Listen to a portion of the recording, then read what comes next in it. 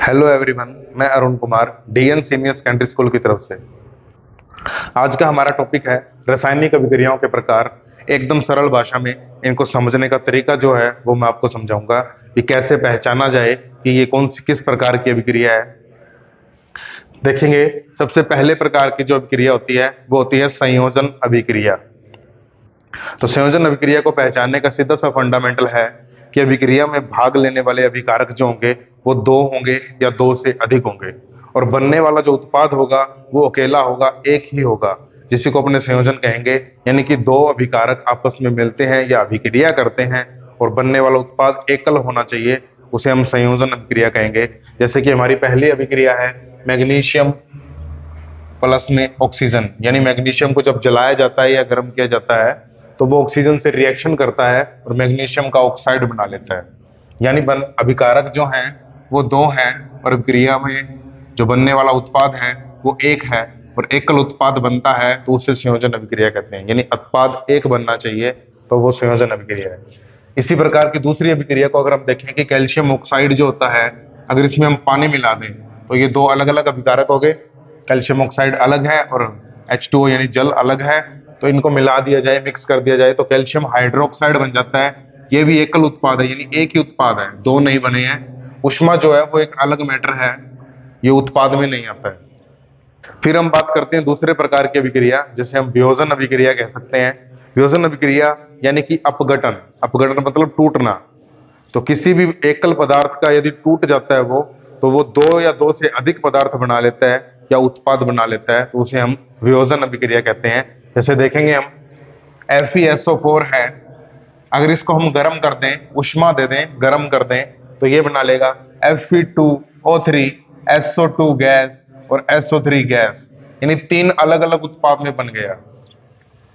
तो देखेंगे अभिकारक जो है एक और टूटकर उत्पाद बनाए तीन, यानी कि ऐसी अभिक्रिया जिसमें एकल अभिकारक टूटकर दो या दो से अधिक उत्पाद बना लेता है उसे हम वियोजन अभिक्रिया कहते हैं। तीसरे प्रकार की जो अभिक्रिया होती है हमारी, उसको हम कहते हैं विस्थापन अभिक्रिया। विस्थापन अभिक्रिया को समझने के लिए हमें सक्रियता श्रेणी को समझना जरूरी है। जो इस तरफ लिखी है वो सक्रियता श्रेणी है, जिसमें सभी धातुएं आती हैं, हाइड्रोजन को छोड़कर बाकी सब धातुएं आती हैं।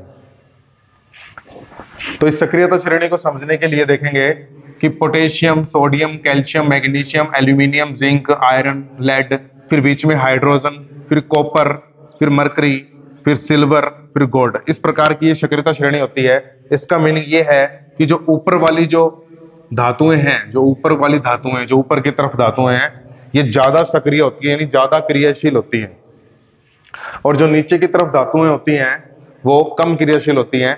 इसको जरा समझेंगे कि फॉर एग्जांपल अगर मैं लेड धातु और मैग्नीशियम धातु का कंपैरिजन करूं, दोनों का कंपैरिजन करूं, तो ऊपर की तरफ सक्रियता अधिक है, तो हम कह सकते हैं कि मैग्नीशियम धातु जो है, मैग्नीशियम धातु जो है वो लेड धातु से ज्यादा क्रियाशील है।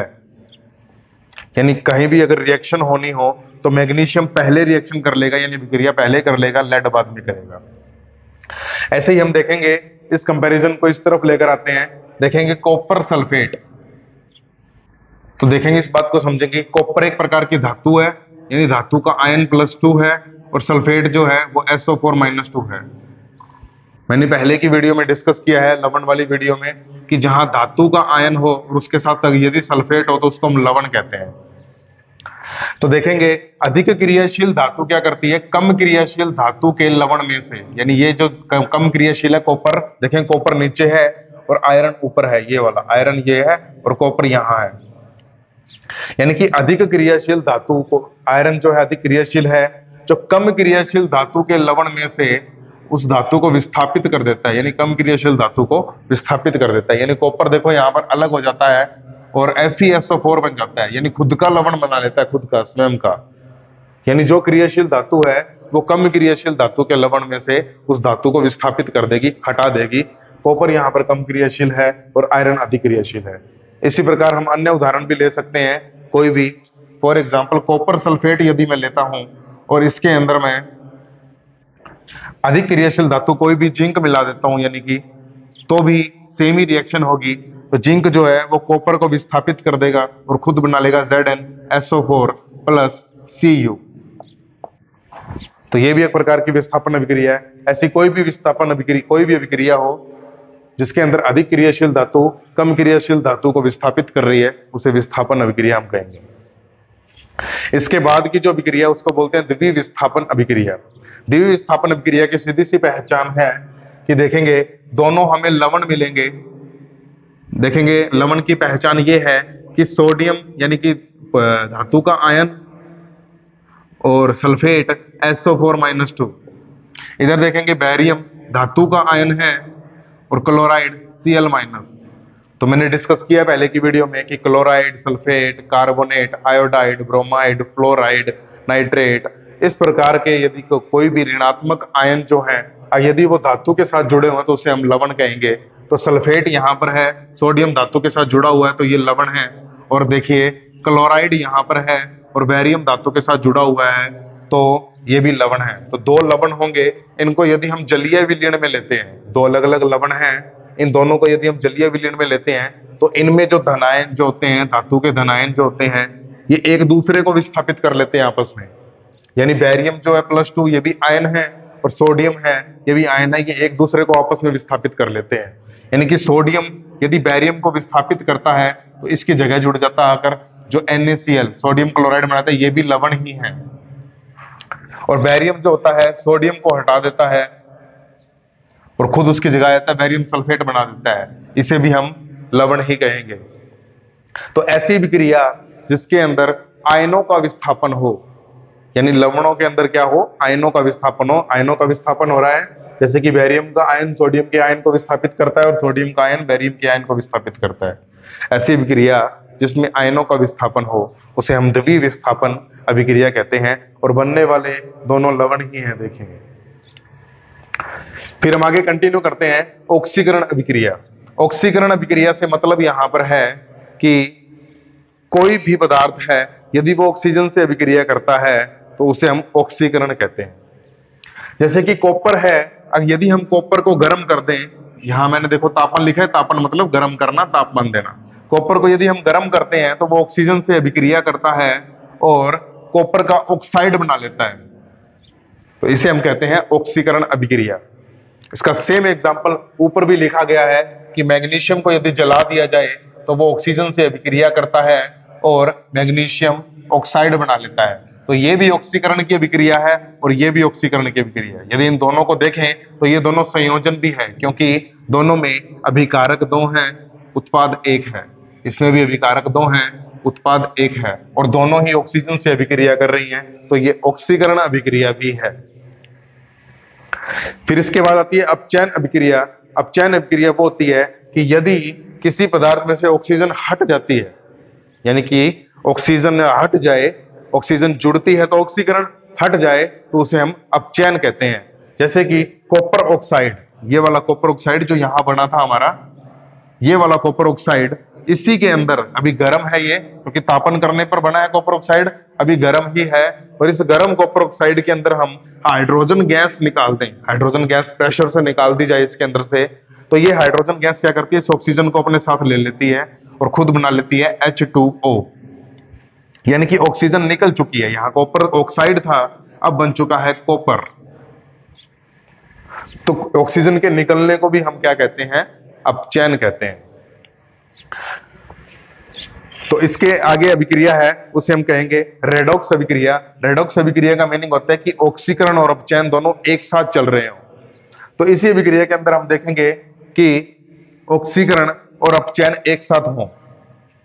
देखेंगे हाइड्रोजन के पास पहले ऑक्सीजन नहीं थी, लेकिन अब क्या हुआ, हाइड्रोजन के पास ऑक्सीजन ऐड हो गई, यानी ऑक्सीजन का जुड़ना हम कहेंगे ऑक्सीकरण।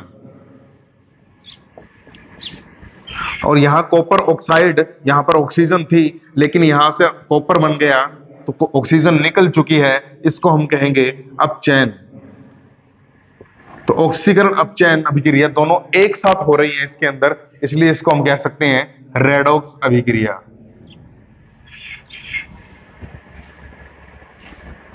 फिर उसके बाद हम बात करते हैं आगे एक और अभिक्रिया है जिसे हम कहेंगे ऊष्मा शोषी अभिक्रिया, यानी ऐसी अभिक्रिया जिसके अंदर ऊष्मा ग्रहण की जाए, ऊष्मा अलग अलग रूप में ग्रहण कर सकते हैं, या दी जाए किसी को तो वो ऊष्मा शोषी अभिक्रिया, अवशोषित कर ली जाए ऊष्मा शोषी अभिक्रिया है। तो ऊष्मा कई प्रकार की हो सकती है, तापमान भी ऊष्मा है, ऊष्मा तो है ही ऊष्मा। और इसके अलावा यदि हम सूर्य के प्रकाश से ऊष्मा ले रहे हैं, यानी प्रकाश ले रहे हैं सूर्य का, तो वो भी ऊष्मा है, जिसे हम ऊर्जा की फॉर्म भी कह सकते हैं। ऊर्जा की एक फॉर्म है ऊष्मा, यानी कि ऊर्जा प्राप्त होना तापमान के रूप में या ऊष्मा के रूप में, या हम करंट देते हैं यानी 12 वोल्ट का या 6 वोल्ट का, यदि 20 वोल्ट का भी करंट देते हैं तो वो भी ऊष्मा ही मिल रही है, यानी ऊर्जा ही मिल रही है एक प्रकार की। तो ऐसी अभिक्रिया जिसमें ऊर्जा का अवशोषण हो या ऊष्मा का अवशोषण हो, उसे हम कहते हैं ऊष्मा शोषी अभिक्रिया। तो यहां पर देखेंगे तापमान देने वाली अभिक्रिया ये रही, जिसमें हम तापमान दिया है यानी ऊष्मा दी है, तो ये भी ऊष्मा शोषी अभिक्रिया है एक। साथ में ये ऑक्सीकरण भी है क्योंकि ऑक्सीजन जुड़ रहा है, साथ में ये संयोजन भी है क्योंकि दो अभिकारक एक साथ जुड़ रहे हैं। इसके अलावा दूसरी FeSO4 वाली वियोजन अभिक्रिया जो थी, इसमें भी हमने ऊष्मा दी है, तो ऊष्मा देने वाली अभिक्रिया को हम कहते हैं ऊष्मा शोषी अभिक्रिया। फिर इसके बाद आती है ऊष्मा क्षेपी अभिक्रिया, ऐसी अभिक्रिया जिसके अंदर ऊष्मा जो है वह प्राप्त होती है, निकलती है यानी अभिक्रिया के दौरान। तो ऐसी अभिक्रिया ये रही, कैल्शियम ऑक्साइड में यदि हम जल मिला दें और कैल्शियम हाइड्रोक्साइड बनता है और साथ में हमें प्राप्त होती है ऊष्मा, तो ऐसी अभिक्रिया जिसमें हमें ऊष्मा प्राप्त हो रही है या ऊर्जा प्राप्त हो रही है, उसे हम ऊष्मा क्षेपी अभिक्रिया कहेंगे।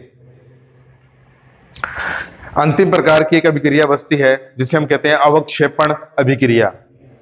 अवक्षेपण का मीनिंग होता है कोई भी अभिक्रिया के दौरान अंत में बनने वाला कोई अलग पदार्थ क्या है वो अभिक्रिया के अंदर नीचे बैठ जाए, यानी विलयन के अंदर नीचे बैठ जाता है, उसे हम कहते हैं अवक्षेपण, यानी अवक्षेप हो जाना, अवक्षेपण अभिक्रिया कहते हैं। देखेंगे कैसे कि सोडियम सल्फेट का और बैरियम क्लोराइड का हमने जलीय विलयन लिया और बना क्या, सोडियम क्लोराइड और बैरियम सल्फेट। ये जो बैरियम सल्फेट है ये सॉलिड स्टेट में बनता है, यानी ठोस अवस्था में बनता है, और इस अभिक्रिया यानी विलयन के अंदर वो नीचे बैठ जाता है। विलयन कैसे, हम जलीय विलयन लेंगे, पानी में मिक्स होगा यानी एक्वस मीडियम होगा तो वो विलयन होगा पूरा, सोडियम क्लोराइड जो होगा विलयन में मिक्स हुआ होगा, एक्वस होगा, और बैरियम सल्फेट जो है वो सॉलिड फॉर्म में होगा और नीचे बैठ जाएगा। और ऐसी अभिक्रिया जिसमें कोई भी पदार्थ यदि अवक्षेप के रूप में नीचे बैठ जाता है उसे हम अवक्षेपण अभिक्रिया कहते हैं। तो उम्मीद करता हूं आपको सभी प्रकार की अभिक्रिया को पहचान करने का पता लग चुका होगा कि कैसे पहचानी जाती हैं रासायनिक अभिक्रियाएं। तो मिलते हैं इसी प्रकार की आसान आसान टॉपिक्स को लेकर जो आपको आगे के टॉपिक पढ़ने में आसानी करेंगे। तो बने रहें चैनल के साथ, चैनल को शेयर करें, सब्सक्राइब करें, लाइक करें।